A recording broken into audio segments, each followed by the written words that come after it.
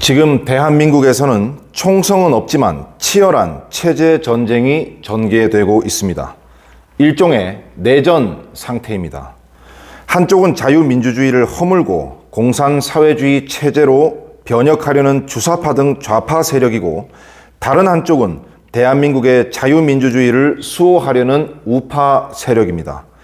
이 체제 전쟁은 좌우파 간 사상전, 이념 전쟁으로 전개되고 있기 때문에 적과 아군의 식별도 어렵고 전선도 없는 전쟁입니다. 이러한 사상전은 직장 내 직원들 간, 친구들 간은 물론 가족들 간에도 자주 일어납니다. 우리는 이미 체제 전쟁을 심각하게 겪은 나라입니다. 해방 이후 어떤 체제의 나라를 만드느냐를 두고 좌우익 세력 간 치열한 사상전, 체제 전쟁을 겪은 바 있습니다. 해방 직후 일어났던 대구 폭동, 제주 4.3 사건, 대한민국 건국 직후 일어났던 여순 반란 사건 등이 그것입니다. 북한의 남침으로 시작된 6.25 전쟁은 세계 전쟁사에서도 가장 참혹한 전쟁이라고 평가될 만큼 민간인 피해가 컸던 전쟁입니다. 군인들만 싸운 게 아니고 마을에서 좌우 주민들끼리 죽이고 죽는 처절한 일이 일어난 사상전, 체제 전쟁이었습니다. 북한군이 마을에 나타나자 좌파 주민들이 환영 대회를 하고 붉은 완장을 차고 앞잡이 노릇을 했습니다. 이들은 지주, 자본가, 경찰 가족, 군인 가족 등 우파 주민들을 반동분자로 지목하며 집집마다 샅샅이 뒤져 찾아내 처형하는 데 주도적 역할을 했습니다. 6.25 전쟁을 겪은 노인들은 한결같이 그때가 되니 이웃이 더 무섭더라라고 고백하는 것입니다. 그만큼 지역 주민들 간 사상전, 체제 전쟁이 무섭다는 것입니다. 그런데 6.25 전쟁이 70여 년이 지난 대한민국이 다시 공산화의 길로 줄다름질 치고 있습니다. 전쟁을 겪어 반공의식을 무장했던 세대는 서서히 가고 1980년대 대학가에서 폭발적으로 성장했던 주사파들이 30여 년이 지난 뒤 정치권은 물론 대한민국 전반을 장악하고 있기 때문입니다. 문재인 정권은 어떤 정권입니까? 고영주 변호사는 일찍이 2013년 문재인은 공산주의자다. 그가 대통령이 되면 대한민국이 적화되는 것은 시간 문제다라고 말했다가 기소당하는 등 고통을 당했는데 최근 대법원으로부터 무죄 선고를 받았습니다. 이렇듯 문재인 대통령은 2010년에 쓴 자서전 운명에서도 자신의 사상관을 드러냈는데, 남베트남이 공산화될 때 희열을 느꼈다거나 노무현 정부 때 간첩을 잡는 국가보안법을 없애지 못한 것이 가장 뼈아팠다라고 하는 대목이 있습니다. 그가 대통령이 된 후 우파 세력을 적폐청산이라며 숙청한 후 자신감을 가진 듯 평창 동계올림픽 개막식 연설에서 김일성이 가장 심혈을 기울였던 지하 간첩 조직인 통일혁명당의 주모자 신영복에 대해 존경하는 한국의 사상가 신영복이라고 세계 만방에 공개했습니다. 바로 그때 더불어민주당에서는 헌법 개정안을 발의했는데 자유민주주의 헌법을 인민민주주의 헌법으로 고치려 했습니다. 자유민주적 기본 질서라는 용어에서 자유라는 글자를 삭제한 바 있고, 양심의 자유를 사상의 자유로 교체를 했습니다. 사상의 자유를 헌법에 명시하는 순간 국가보안법은 사라지고 공산주의, 사회주의, 주체사상 등 북한의 사상이 아무 조건 없이 교육, 선전, 조직하는 자유가 보장되는 것입니다. 문재인 정권은 헌법 개정이 무산되자 법률, 명령, 조례 등 다양한 우회적 방법으로 체제 교체 작업에 돌입했고, 문재인 정권기 내내 속도를 늦추지 않았습니다. 좌익 운동권 출신인 김문수 경사노위원장은 빨리 간파를 했습니다. 본인이 좌익 노동운동을 할 때 주사파를 많이 겪어봤기 때문입니다.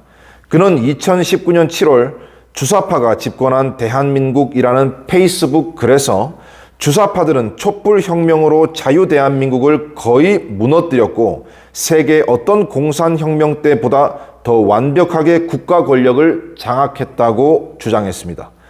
대한민국은 자유민주주의 우파의 나라인데 어떤 이유로 주사파가 선거에서도 승리하고 모든 국가, 사회 권력을 장악할 수 있었겠습니까? 가장 큰 이유는 80여 년간 쉼없이 강력하게 추진해온 북한의 대남 공작 때문입니다. 북한의 대남 공작 전략을 수립했던 김국성 선생에 따르면 그간 북한의 직파 간첩 규모가 15만 명이라고 했고 그들에게 포섭된 간첩은 10배인 150만 명은 될 것이라고 추측했습니다. 직파 간첩과 포섭된 간첩에 의해 직간접적으로 영향을 받은 국민들의 수는 감히 상상하기 힘듭니다. 상당수 국민들이 알게 모르게 영향을 받고 있다고 보아야 할 것입니다.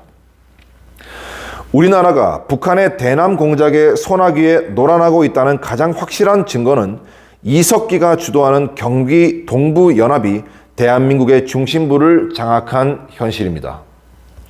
이석기의 경기 동부연합은 용인, 성남 지역을 거점으로 투쟁한 한총련 산하 지하 세력으로 주사파 중에 주사파여 북한을 가장 열렬히 추종한 종북 세력입니다.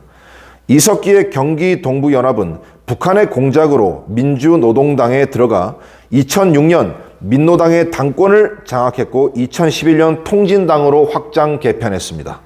이석기의 통진당은 2012년 총선에서 민주당과 야권 연대를 통해 국회의원 13석을 차지했으며 이어 12월에 있는 대통령 선거에서 민주당 문재인과 공동정부를 구상하려다 통진당 내분 사태로 무산된 바 있습니다.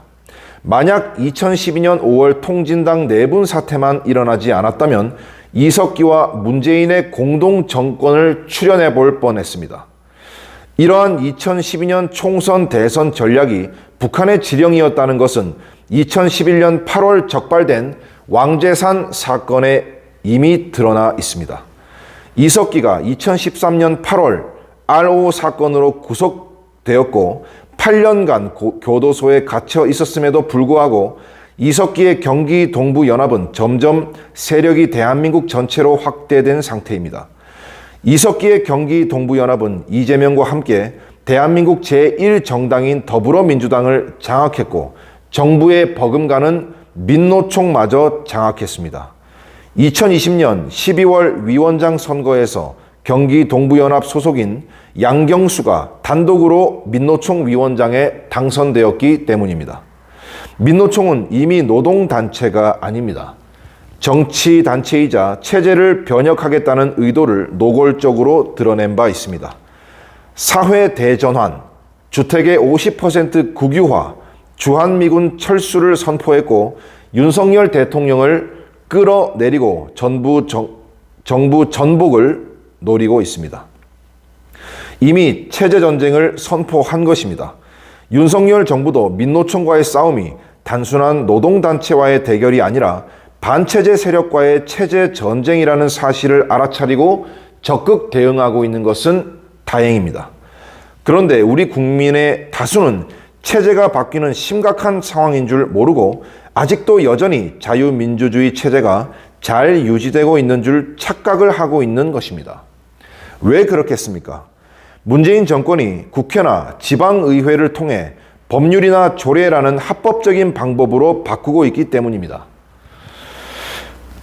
그러나 북한이 공산화를 할 때도 토지개혁령이나 중요산업 국유화령 등의 법령을 통해 합법적 형태를 취하며 공산화했던 것처럼 동유럽 국가들도 공산화 과정에서 정당, 선거, 의회, 의결을 통해 헌법과 법률을 합법적으로 바꾸며 공산화를 추진한 바 있습니다. 베네수엘라 차베스도 1998년 선거로 정권을 잡은 후 49개의 법률을 바꾸어 사회주의 체제로 변혁했습니다. 국회에서 만든 법률에 의해서도 얼마든지 체제 변혁을 할 수 있다는 점을 우리는 명심해야 할 것입니다.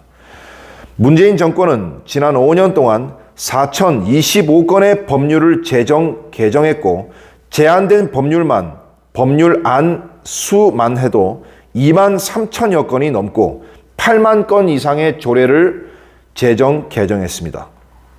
그 법률안 조례안 하나하나 안에 자유민주주의 체제를 허물고 인민민주주의, 프롤레타리아 좌파 독재 체제를 거쳐 공산사회주의 체제로 변혁하려는 무서운 독소 조항들이 수없이 스며들어 있습니다.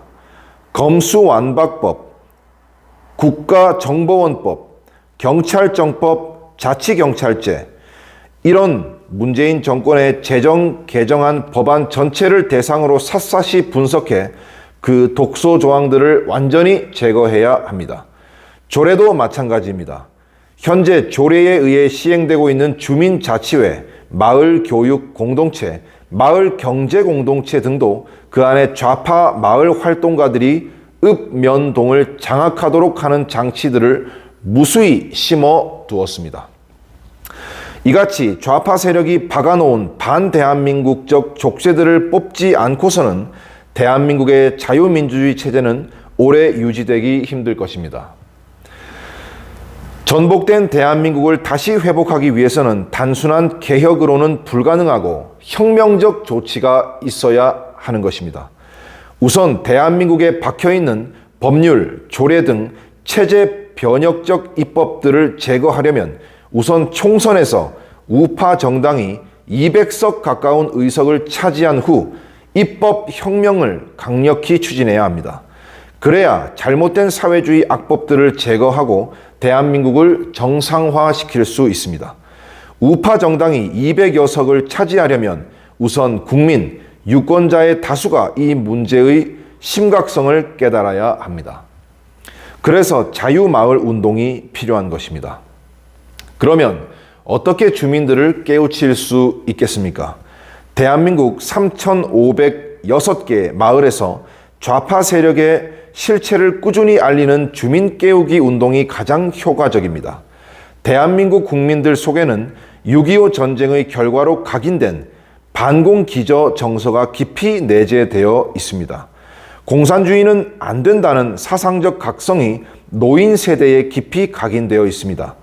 젊은 세대들도 자유민주주의를 좋아하고 북한과 같은 공산사회주의 체제를 싫어합니다. 그럼에도 불구하고 좌파 세력이 모든 분야에서 우세를 점한 것은 일반 국민들이 진보 세력, 민주 세력, 평화 세력 등으로 포장한 반체제 세력의 실체를 잘 모르고 있기 때문입니다. 그들의 정치적 속임수에 속아서 그렇습니다. 그래서 주민 깨우기 운동이 필요한 것입니다. 자유마을 운동을 통해 대한민국은 체제 전쟁 중이다.